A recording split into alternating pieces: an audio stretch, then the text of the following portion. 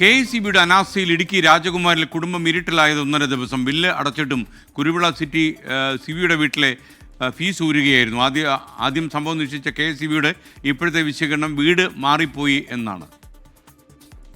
വേറൊരു സാധനം കൂടെ വന്ന് അപ്പുറം പടുതയിൽ അടുക്കി വെച്ചായിരുന്ന സാധനം അവരെടുത്ത് കുത്തിയിട്ട് പോയി.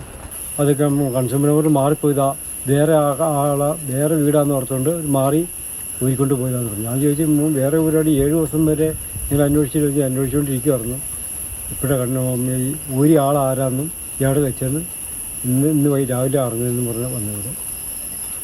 അടിമാലിയിൽ നിന്ന് രാഹുൽ വിജയൻ ചേരുന്നു. രാഹുൽ, എന്താണ് ഉണ്ടായത്?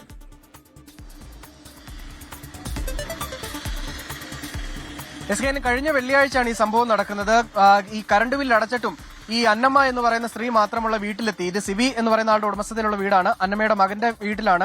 ഈ അന്നമ്മ മാത്രമേ വീട്ടിലുണ്ടായിരുന്നുള്ളൂ. ഈ ഘട്ടത്തിൽ ഈ KECB ഉദ്യോഗസ്ഥൻ വീട്ടിലെത്തി ഈ ഫ്യൂസ് ഊരിയിട്ട് പോവുകയായിരുന്നു. വൈദ്യുതി ബില്ല് അടച്ചിട്ടില്ല എന്നായിരുന്നു മറുപടി. പക്ഷേ ഈ അന്നമ്മ പറയുന്നുണ്ട് ബില്ല് അടച്ചതാണ്, നിങ്ങൾക്ക് വീട് മാറിയതായിരിക്കും എന്നൊക്കെ പറഞ്ഞിരുന്നു. പക്ഷേ അതൊന്നും അംഗീകരിക്കാൻ ആ KECB ഉദ്യോഗസ്ഥൻ തയ്യാറായില്ല. പിന്നീട് ഈ അന്നമ്മയുടെ മകൻ സിബി എത്തുകയും KECB ഓഫീസിൽ ചെന്ന് കാര്യങ്ങൾ അന്വേഷിക്കുകയും ചെയ്ത് എന്തുകൊണ്ടാണ് ബില്ല് അടച്ചിട്ടും ഫ്യൂസ് ഊരിയതെന്ന് ചോദിച്ചു. അപ്പോൾ അവർ പറഞ്ഞത് അവർ ഫ്യൂസ് ഊരിയിട്ടില്ല എന്നുള്ളതായിരുന്നു. അങ്ങനെ ഈ കഴിഞ്ഞ ഒരാഴ്ചയും അവരല്ല ഈ ഫ്യൂസ് ഊരിയതെന്നുള്ള കാര്യം പറഞ്ഞുകൊണ്ട് ഇങ്ങനെ മുന്നോട്ട് പോയിക്കൊണ്ടിരിക്കുന്നത്. ഇതിനിടയ്ക്ക് ഈ സിബി പലതരത്തിലുള്ള പരാതി കൊടുത്തു. KECBക്ക് കൊടുത്തു, വൈദ്യുതി വകുപ്പ് മന്ത്രിക്ക് കൊടുത്തു, മുഖ്യമന്ത്രിക്ക് കൊടുത്തു. അങ്ങനെ പരാതികളൊക്കെ കൊടുത്തു. അതിന്റെ ഭാഗമായിട്ടൊരു അന്വേഷണം നടത്തി. അപ്പോഴാണ് ഈ KECB ഓഫീസിലെ രാജകുമാരി സെക്ഷൻ ഓഫീസിലെ താൽക്കാലിക ജീവനക്കാരനായിട്ടുള്ള പൂപ്പാർ സ്വദേശി സലീഷ് ആണ് ഈ ഫ്യൂസ് ഊരിയത് എന്നുള്ളത് കണ്ടെത്തുന്നത്. അത് ഇന്നലെ രാവിലെ ഈ സലീഷുമായി എത്തി ഈ വീടിനടുത്ത് ഊരി വെച്ചിരുന്ന, അതായത് വീടിന് പിൻഭാഗത്തായി ഒരു പടുതയുണ്ട്, ആ പടുതയുടെ അടിയിൽ ഒളിപ്പിച്ചു വെച്ചിരിക്കുകയായിരുന്നു ഫ്യൂസ്. ആ ഫ്യൂസ് എടുത്ത് കൊടുക്കുകയും ചെയ്തു. വലിയ തരത്തിലുള്ള അനാസ്ഥ ഈ KECBയുടെ ഭാഗത്തുനിന്നുണ്ടായി. ഒരു നിർധന കുടുംബമാണ്, ഒരു വയോധിക മാത്രമുള്ള സമയത്ത്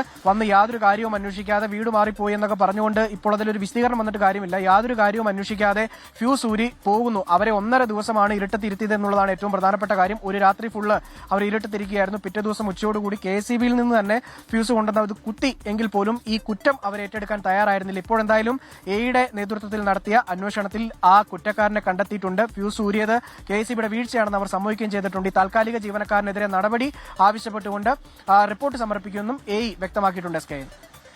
രാഹുൽ വിജയനാണ് വിവരങ്ങൾ നൽകിയത്.